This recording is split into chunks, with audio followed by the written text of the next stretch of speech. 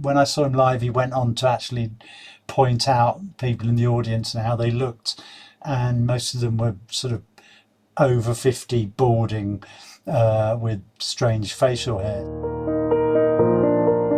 Richard O'Sutherland.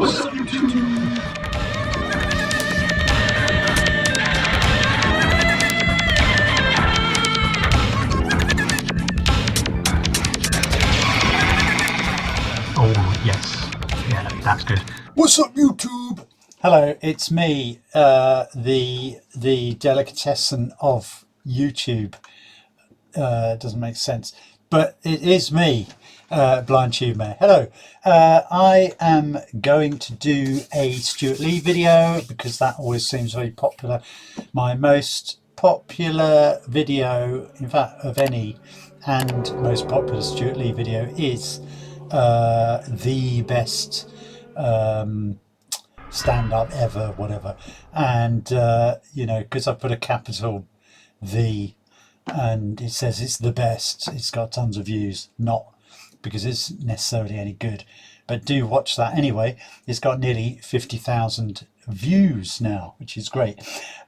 So I'm going to do, basically, this is quite exciting for me because I saw this show in its first iteration at the Prince Charles Theatre in Leicester Square about a year ago, I think, was it? Yeah, I think it was just after Christmas, in sometime in January. And so I've seen this when it was less honed. So I was very interested to see what would stay in, what would be cut out, etc., etc. And I'll probably comment annoyingly all the way through. Oh, he did this bit, but he didn't do as much of it. But he's done more of that. Oh, he cut a bit of that. He did that. He did more of that when he did it when I saw it. So that will probably be annoying for you. So enjoy, and let's dive in literally to the lovely Stewart, who is also known as Lee.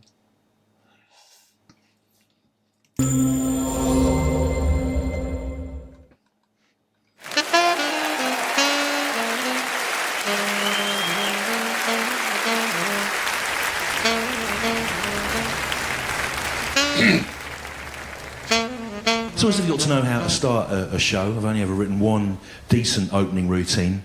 I wrote it in Sept. Oh yeah, he started with this when I saw him. September 1989. And I'm going to open with it tonight without changing any of the now irrelevant cultural references. So all the way back now to September 1989. Oh, it's great to be here. It's annoying being alive though, isn't it? I'll give you, isn't it? Oh. I'll give you an example of what I mean. Last Sunday at 6:30, there was a knock at my door, and I went down and I answered it. And there's one of these born-again Christian evangelists that they have now there, you've seen him about. And he said to me, "Sir, the answer is Jesus. Now what is the question?" And I said, "Is the question for which role was Robert Powell nominated for a BAFTA?"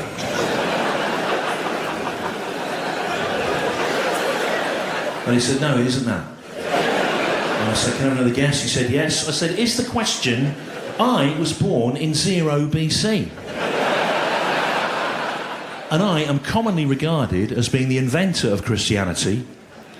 But which J am I?" And he said, "No, it isn't that." And I said, "Can I have another guess?" He said, "There's no point coming in now, really, the people that are late there." I was a bit disappointed. Originally he did the whole bit when I saw him live, and it was very exciting because I'd seen that on the internets, and you know, seeing him doing it live, even though I knew it, and I annoyingly whispered to my wife all the way through what the next bit was going to be. But anyway. I said, "There's no point coming in really now for that." I said, "There's no..."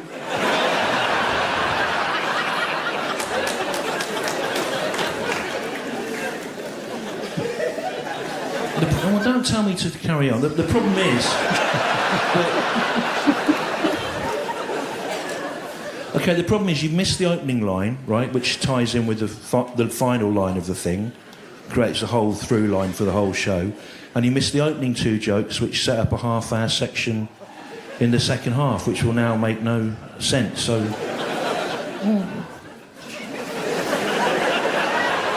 you can stay, right? But I don't want to. I don't want you laughing. I don't want you looking at you later on and seeing you going, "This doesn't make sense," because it does. Just you've not. You can't really come in late to me, right? Because the thing about me, right? It's all very carefully worked out. The thing about me, right, is I'm not really a stand-up comedian. A lot of people on social media will tell you that. I'm more of a sort of a literary artist, right? And what I do is I use stand-up comedy as a sort of Trojan horse to deliver literary art to places it's not really wanted.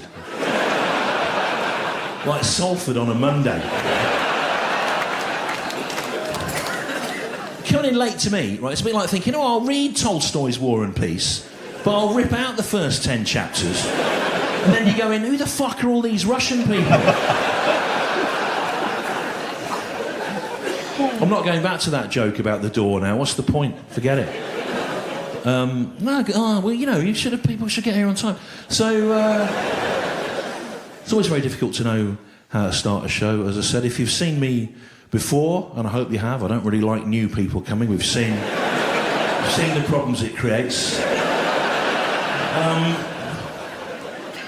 What I'd normally do, I'd take whatever the prevailing political narrative is and I'd weave it through the following 2 hours. Is it 2 hours this you've brought us to, Jeff? I thought there'd be is this him? Is this the main one?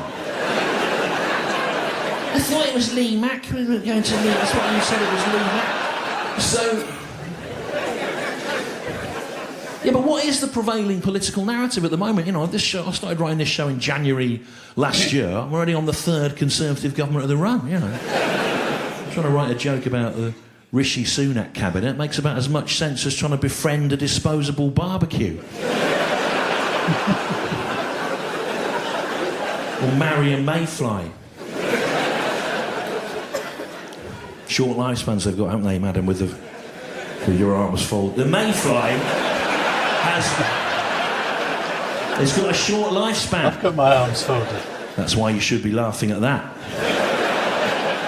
Don't come and see me if you don't know what anything is. Some more fucking pricks coming in late there. Well, I've already done the bit I do when people come in late. You can't really come in late to me, because the thing about me is... What are they laughing at? You don't know, do you? Because you weren't here. I'm not really a stand-up comedian. I'm more of a sort of a literary...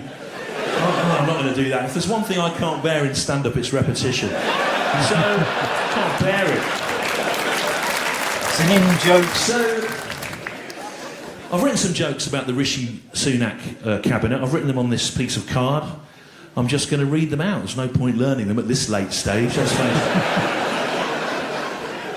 Case in point, in January, I had a good bit about Therese Coffey, the then Environment Secretary, but she's gone. Actually, Therese Coffey, you'd think Therese Coffey would have understood the environment, wouldn't you? And the wilderness, and the forests, and the hedgerows, and the ditches, and the culverts, because it looked like that was where she lived and foraged for food. But she's gone. We've got a new bloke, Steve Barclay, Environment Secretary, and what he needs to do, he needs to stop the privatised water companies creaming off all the profits and pumping millions of tonnes of human excrement into our seas and rivers. The problem he's got there is because we've left the EU, everything's been deregulated, and we can't impose the pollution fines from Brussels. Now, the problem for Brexiteers here is there's now so much human excrement in the English Channel, there's a risk it will harden into a crust and the migrants will just walk over it.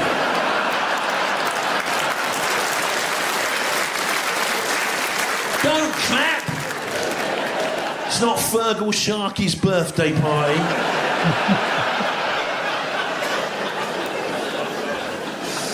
So that's all I've got on the Tories anyway, because they've all, So I thought, what can I do for the top of the show fun bit? And I thought, well, the royal family, that's ongoing, isn't it? And I was very sorry to see the Queen go, because I respected and admired the Queen, because she was obviously ill, wasn't she, in those last few weeks, the Queen, but she hung on, didn't she? The Queen, she hung on to make sure she had accepted the resignation of Boris Johnson. I don't know what it's like here in Salford, but down in London, the monarchists struggled to know how to grieve for the Queen. And because she'd been in that little Paddington comedy sketch on Comic Relief, a lot of the monarchists, they left marmalade sandwiches outside. They did, outside Buckingham Palace, like Paddington would eat. And then the police said to the monarchists, can you not leave those marmalade sandwiches there, please, monarchists, because they rot down and they attract other vermin. Just the addition of one little word. A lot of the monarchists, they left little Paddington Bear dolls outside Buckingham Palace. That was all right. So what happened to them, the royal footmen gathered them up and they were given to Prince Andrew to use as bait.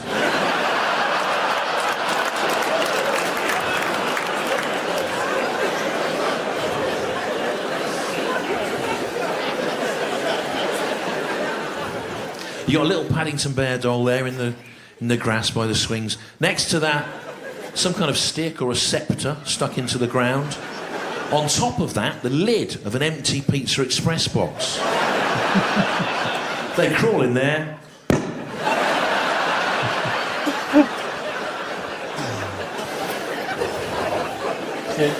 I submitted that joke to a Sunday newspaper. And they said, we can't really print that. Can you rewrite it? So I rewrote it. I put, the royal footmen gather up the Paddington Bear dolls and give them to Prince Andrew to use as he sees fit. And they said, that's worse, really. Because of what's left unsaid. You know, the suggestion Prince Andrew is sitting, lying on silken sheets in the royal apartments, calling to the footman beyond the door, more Paddingtons now! And they're throwing the Paddingtons in, one after another, as fast as Prince Andrew can ruin them. Paddington, ruined, and he never broke a sweat. He doesn't sweat. I just have to say, that reminds me very much of Richard Herring in Fist of Fun saying, well, they were by the time I finished with them. Anyway. So, I was supposed to have a stand-up show on BBC Two the night before the Queen's funeral on the Sunday night, and they cancelled it on the day because everyone was so worried, weren't they, about what was the right thing to do, you know. So the BBC pulled me off, and now that's never got a laugh anywhere else. And that tells us something about Salford, doesn't it? You can spend as much as you like on culture, but at the end of the day, they're still scum, aren't they? And they're still little... It doesn't even make sense what you love. The BBC pulled me off today. Well, everyone that works for it in a big line all round Media City, all in the big line, rolling up their sleeves, spitting on their hands. All of them. Is that what you think? All the BBC employees, all the BBC employees, you know, Clive Myrie, all the BBC employees. So I was Red Leicester. Yeah, so they cancelled it on the day, and it was such a late decision that there was no listing anywhere saying what was going on instead. So I sat up till 10 o'clock. I thought, let's see what comes on. And what came on instead of me at 10 o'clock on BBC Two the night before the Queen's funeral was this sort of erotic biopic, a biopic of a 19th century French pornographer called Colette, played by Keira Knightley. Has anyone seen this film? No one's seen... Yeah, you have. Okay, it's quite a sexually explicit film, isn't it? You remember there's 7 full frontal nude scenes, 4 heterosexual, 3 lesbian, and I was sitting there watching this thinking, this is a bit... Presumably some BBC bloke's been through the archive and thought, this is what the Queen would have wanted. to remember her life, you know. And it was fun. It's pretty fun. I was sitting there watching it, you know, and I thought I'd better see what was on instead of me. And I'm a man, you know, certain involuntary physical reactions started to occur. And then I became very annoyed with the BBC. Because what they'd done to me in my mind, subconsciously, like one of Pavlov's dogs, they'd now forced me to associate mild involuntary sexual arousal with any prolonged period of enforced public mourning. The problem started the next day, to be honest, with the Queen's funeral. I was sitting in, patriotically trying to watch the news coverage with the kids, you know. The Queen's decomposing body starts rolling down the mall. I thought, oh dear, here we go.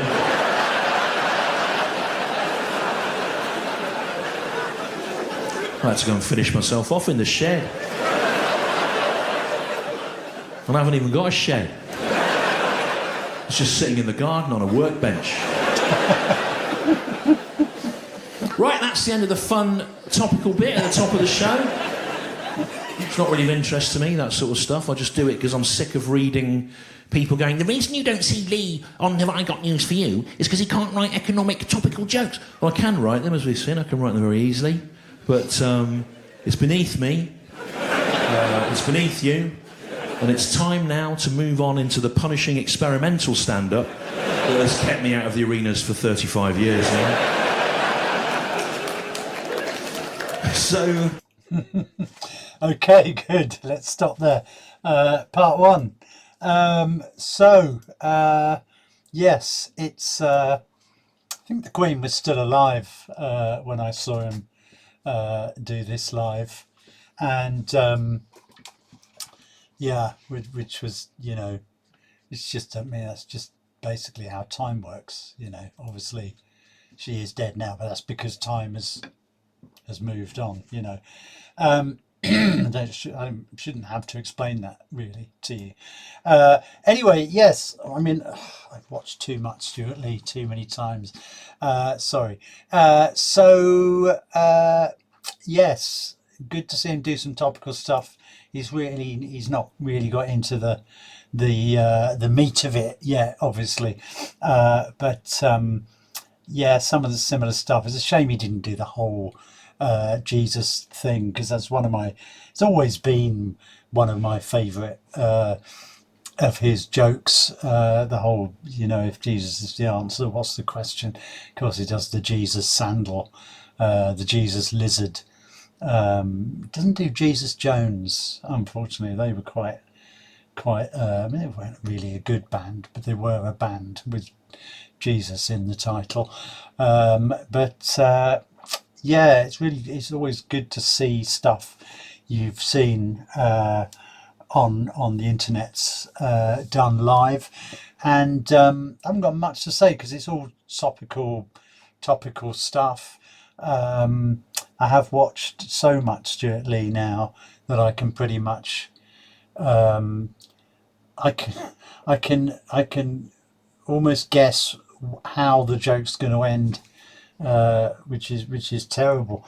But I can also, whenever he makes a joke, I can nearly always trace it back to some other joke he's made and recognise the structure, and it really makes me quite boring. And I think when I saw him live, he went on to actually point out people in the audience and how they looked, and most of them were sort of over 50, balding, with strange facial hair, so that I fall pathetically into the exact stereotype of Stewart Lee fan, which is pleasing and embarrassing and slightly depressing all at the same time.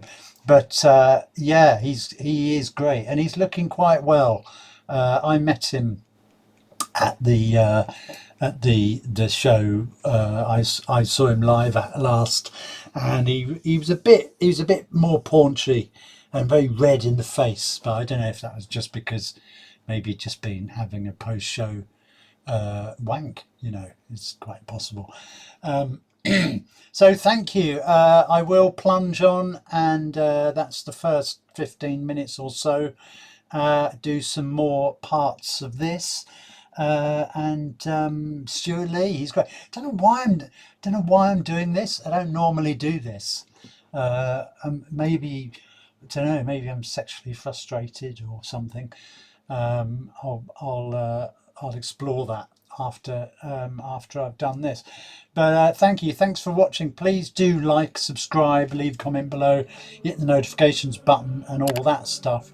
And I'm nearly up to 900 subscribers now, which is very exciting, because when I get to 1,000, I'll be able to start making money. And at that point, I will probably start making up to 10 or 20 pounds a month. And I'm looking forward to that. No, obviously any money made from something I love doing or mildly enjoy, having done it so many times, is worth it, obviously. And I really do appreciate people. Thank you for watching. Thank you even more for subscribing. And that's it. I will see you next time. And don't really go nowhere.